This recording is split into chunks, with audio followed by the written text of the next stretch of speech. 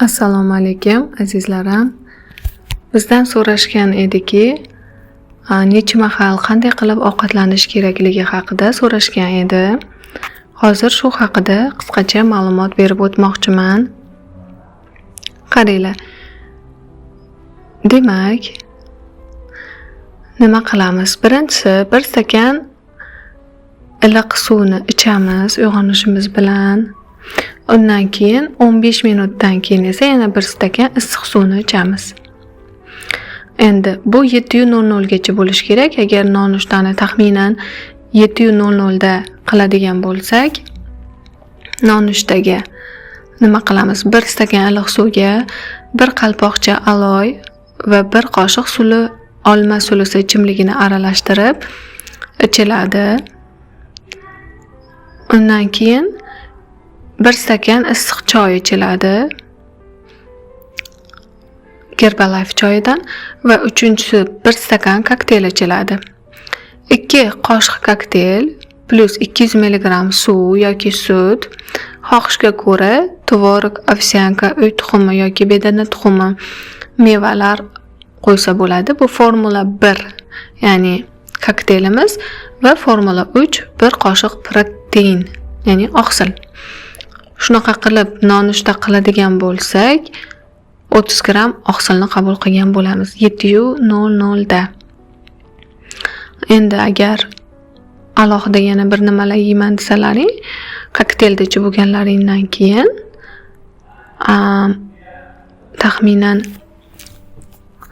yarim soat, 1 soat o'tgandan keyin bemalol uylaringda bor narsani iste'mol qilsalaring bo'ladi. Tuxummi, sariyog'mi, imkon qadar tabiiy narsalardan foydalanishni tavsiya qilamiz. Kolbasa, keyin sosiska, pechenye, shakar, novot, bunaqa narsalar ratsiondan chiqarib tashlashlaring juda ham maqsadga muvofiq bo'ladi.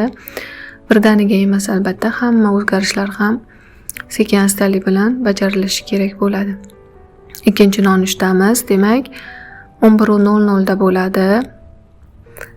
Xo'p, bitta piyola o'lchamida birinchisi tvorog, qatiq, meva yoki mayiz. B variantimizda brinza plus sabzavotlar, karam, bodring yoki salat desak ham bo'ladi. V variantda brinza, sliva, ya'ni quruq mevalar. G variantda quruq no'xat, yeryong'oq, turshak, mayiz, sliva. D ro'yxatda boy salat, misol uchun karam, sabzi, bodring, pishgan dukkakliklar, brinza, go'sht, tuxum. E qatiqqa plus mevalar qo'shib yesak bo'ladi. Yo variantda qatiq. Demak, ikkinchi nonushtamiz 11:00 da bo'lishi kerak. U oqsilga boy bo'lishi kerak va uni hajmi bir piyola o'lchamda bo'lishi kerak dedik. Va bir qancha misollarni keltirib qo'ydik demak. Yana takrorlayman. A variantda tvorog plus qatiq plus meva. B variantda brinza plus sabzavotlar, karam, bodring va boshqa. V variantda brinza plus sliva, ya'ni quruq mevalar. G variantda quruq no'xat, yeryong'oq, turshak, mayiz, sliva. D variantda boy salat, karam, sabzi, bodring, pishgan dukkakliklar, brinza, go'sht, tuxum. Y variantda qatiq plus mevalar. Yo variantda qatiqni o'zi, demak bir piyola. Mana shu yuqorida sanab o'tganlarimdan istaganingizni uyingizda borini yesangiz bo'ladi yoki banan yesangiz ham bo'ladi. Bitta banan, olma, banan, ya'ni mevalarni o'zidan foydalansangiz ham bo'ladi, lekin aynan oqsil kerak bo'lganligi uchun обязательно oqsillardan qo'shsak maqsadga muvofiq bo'ladi.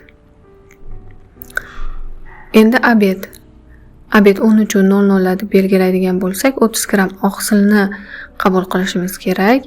Birinchisi bir stakan suv ichiladi. Ikkinchisi bir chinni oqsilga boy salat yeyiladi. Demak, salatni ovqat bilan birga emas, ovqatdan oldin yeyish maqsadga muvofiq bo'ladi. Sabzavotlar plus dukkakliklar plus go'sht plus yog'. Uchinchisi yarim chinni quyuq go'shtli ovqat yeyiladi.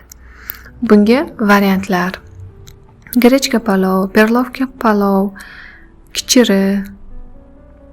Hamma o'zini uyida mavjud bo'lgan ovqatlar yesa bo'ladi.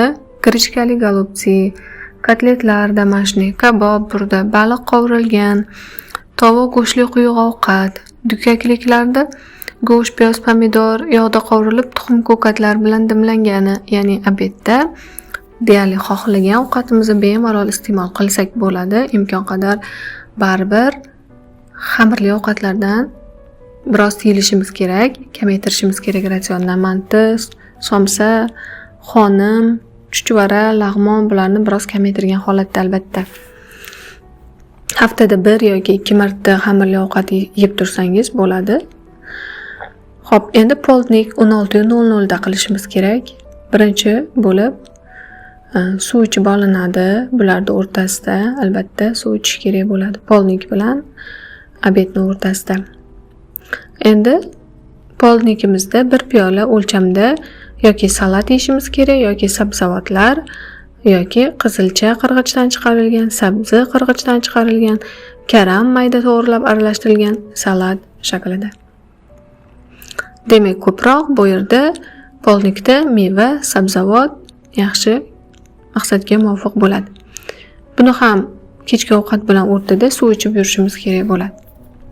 Kechki ovqat 16:00 da 17:00 da deb belgilaydigan bo'lsak, birinchi bo'lib 1 stakan suv ichamiz. Bu yerda ham 30 gram oqsil organizmimizga kirishi kerak bo'ladi. Ikkinchisi, 1 chinni oqsilga boy salat yeyiladi, sabzavotlar, dukkakliklar, go'sht, yog'. Va uchinchisi, yarim chinni suyuq ovqat ichiladi. Demak, kechki qo'ringi ovqatga albatta suyuq, obeddagi ovqatga quyuq tavsiya etilar ekan. Demak, variantlar: perlovkali suyuq ovqat, qizil loviyali suyuq ovqat, moshxo'rda, go'josh, chechevitsa, karam sho'rva, no'xat sho'rva, yarimta no'xatli sho'rva, qatiqli ayron go'ja, tovuq sho'rva, baliq sho'rva. Endi esa 1 stakanlik suvga 1 qalpoqcha aloy, 1 qoshiq sula olma ichimligini aralashtirib ichiladi. Ikkinchisi 1 stakan kokteyl, 2 qoshiq kokteyl plus 200 ml suv yoki sutga xohishga ko'ra tvorog, ovsyanka, uy tuxumi yoki bedana tuxumi qo'shib protein solib yesak ham bo'lar ekan. Demak, xohlasak suv, salat, ovqat yeymiz suyuq. Xohlasak agar mahsulotdan foydalanib kechki ovqatni tanovul qilmasak ham bo'lar ekan. Ya'ni kokteyl, aloy choy kokteyldan foydalanib kechki ovqat yemasak ham bo'lar ekan. Bu o'zingizni holatingizga qarab tanlasangiz bo'ladi. Endi kechki perikus.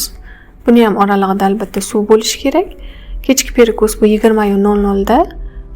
Bunda nordon mevalar, ko'k olma maqsadga muvofiq. Kechki perikusda zinhor va zinhor shirinliklar yeyish mumkin emas yoki hot dog, lavash olib keltirib yeyish taqiqlanadi. Chunki aynan mana shu 20:00 dan keyingi yegan shirinliklarimiz yoki fast foodlarimiz bular qorin sohasida yog' bo'lib to'planadi. Chunki yeb bo'lib yotib uxlanadi-ku va natijada qorningiz juda ham xunuk bo'lib semirib ketishiga, chiqib ketishiga, xuddi homiladorlardek semirib ketishiga sabab bo'ladi. Hattoki 1 dona shokolad yeb yotsangiz ham u hazm bo'lmasdan yog'ga aylanib qorin sohangizda juda xunuk bo'lib to'planib vazningiz oshishiga, nafaqat vazningiz oshishi, balkim juda xunuk holatda qaddi qomatingiz o'zgarib xunuk bo'lib qorningiz chiqishiga sababchi bo'ladi. Azizlarim, kommentariyada so'rashgan edi, necha mahal, qanday tartibda ovqatlanish kerak deb. Mana shu savolga javob yozdim. E'tiboringiz uchun rahmat. Sizga yana qanaqangi mavzular qiziq, qo'limizdan kelgancha sizni talabingizga muvofiq tayyorlab berishga harakat qilamiz audio podkastlarni.